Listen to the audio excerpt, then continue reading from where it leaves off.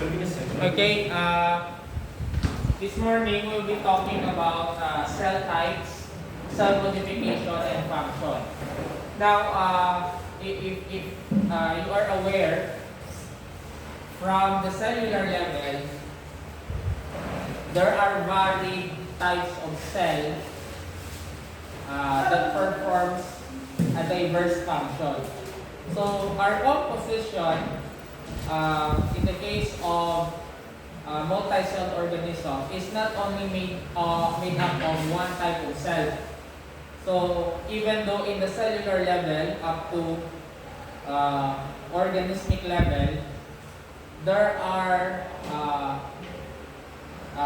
variation when it comes to the type of cell. That's why in the organ system level or organ level, you would see that it has a specific characteristic that would also lead to a specific function, a highly modified or highly specified function. Now, how is it possible? How is it possible?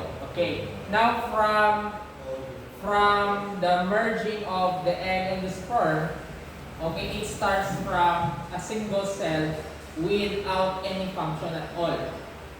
Okay, and that one, the zygote, is still considered as undifferentiated. It will undergo differentiation the moment that there is already enough type or number of cell, that is already divided, or the product of mitosis. And that's the thing that we're going to discuss this morning. Now, I mentioned about cell specialization. When we talk about cell specialization, it refers to the type of cell will already assume a specific trait which would give them a specific function. In other words, this is more of their choosing the career that they want. Okay, it's already their profession. Now, when a cell undergoes specialization, it will start now to perform the function that it assumes. Okay, in other words, when we say cell specialization, the other term for that is differentiation. Okay, differentiation. It will become a skin cell, it will become a muscle cell, it will become brain cells, it will become a cardiac muscle cell, etc., bone cells. So, in other words, there is a point of origin as to where those types of cells would come from. And that one is what we call stem cell. Have you heard about it? Yes. Stem cell. Okay, when we talk about stem cell, this type of cell, okay, is still unspecialized.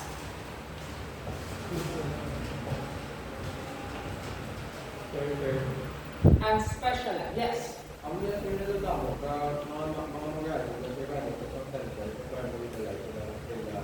Yes. Actually, stem cell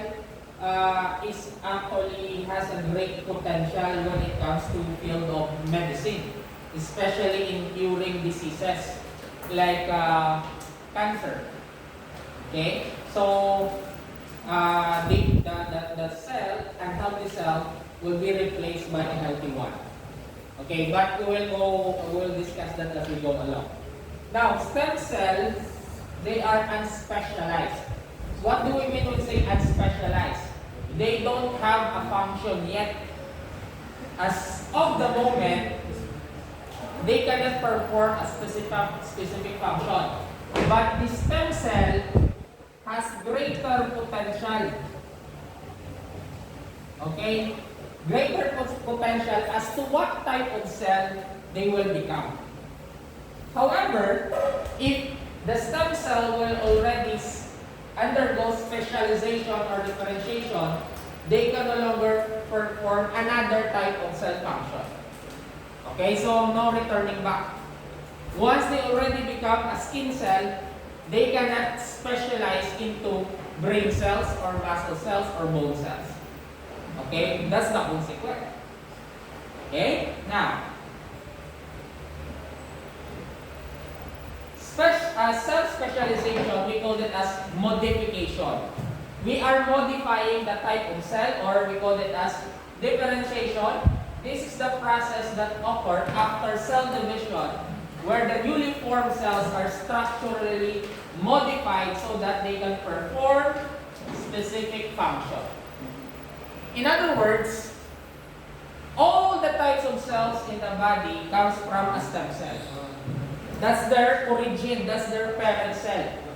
And the stem cell will become a muscle cell, bone cell, etc. in the process of cell specialization or modification. They will be modified. How come they will be modified? So that they can perform a specific function that would contribute to the total well-being of an organism. Okay. So this is the stem cell. So based on the illustration, okay, projected on the screen, you can see that a stem cell can become any type of cell in the body based on how they will be specialized. Okay, sir, what's the meaning of this? That every cell, all the type of cell in the body comes from a stem cell. In other words, the potentiality of the stem cell to become any type of cell in the body, okay, is possible. But the moment that they become a nerve cell or a blood cell, they cannot assume another type of cell in the body. Do you get my point? Okay. Sir, they can assume any type of cell in the body. Because the DNA that is present in the stem cell, okay, every DNA or code is present inside the stem cell. It is just a matter of choice as to what type of gene will be switched on. Switch on. Okay, in other words, if this is the stem cell, this is its entire genetic makeup. This is DNA, for example.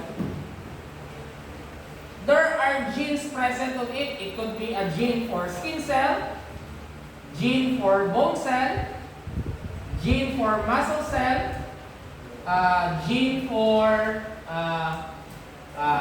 blood cells, for example. So in other words, all the blueprint for all the type of cell is present in the genetic composition of your stem cell. It is just a matter of choice as to what your body will, as to what type of gene will be switched on. Okay, let's say for example, this gene will be switched on. This is on. So the rest of the gene present in this genetic composition of the stem cell will be switched off. Sir, what will happen if it will be switched on? In other words, when it is switched on, this muscle cell and this stem cell will differentiate or will be modified to become a muscle cell. The rest wala na. Do you get my point? So in other words, when you're going to switch it on, it will be expressed phenotypically, anatomically, and physiologically. When we say anatomically, anatomy of a muscle. Physiologically, function of a muscle. Do you get my point? Yes. Sir, once nasa cell type, sabi ng muscles, i-discard nila ng DNA. Ara sa gyapon, galing it is switch off na.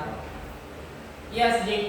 Where are these stem cells located in my body? So where is it located? Actually, there are different stem cells in your body. You will just extract it. Extract it. Usually, present na siya. Main source of that, mga umbilical cord pala. Okay, umbilical cord of a baby, you can actually extract stem cells from that. Okay, there is an issue in India, I guess. May mga nga they would have surrogate mother. Okay, what is that? Okay, they will have artificial insemination. They will get a healthy egg cell and then fertilize it. Once they become embryo, they will look for a surrogate mother. Surrogate mother. The surrogate mother will bear the child. Okay? Once it is born, okay, they will harvest the embryo. They will harvest the stem cell. And there was a report that they are actually killing the baby for the sake of getting the stem cell. So that's the downside. Okay, they said that science holds the key to open the gates of heaven or the gates of hell. So as to what capacity, okay, science could give us. It's a matter of choice between your conscience and your greed. No? So you imagine the downside. That's only the downside. But the purpose actually is for medical purposes. But the end does not justify the means. This is life. Who are you to, So, human life is already treated as an object. Yan. So, stem cell. Yes!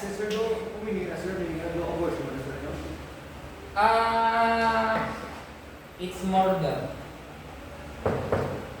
Pagwa mo siya, patay, and the organ. Kay man, ang mga the quality of the stem cell would depend on the age of the donor, of the source. So that's why they have recruited that. Okay? Imagine si Enrile, subong na, may ilan na edad niya. Okay, still alive because of the stem cell therapy. So we call this modern embalming. Modern embalming. Okay, sige. Now, what are stem cells? Stem cells are a class of undifferentiated cells that are able to differentiate or specialize into a specialized cell. Okay, so it could be different types of cells in the body. Okay, now there are 5 types of stem cells. What are those?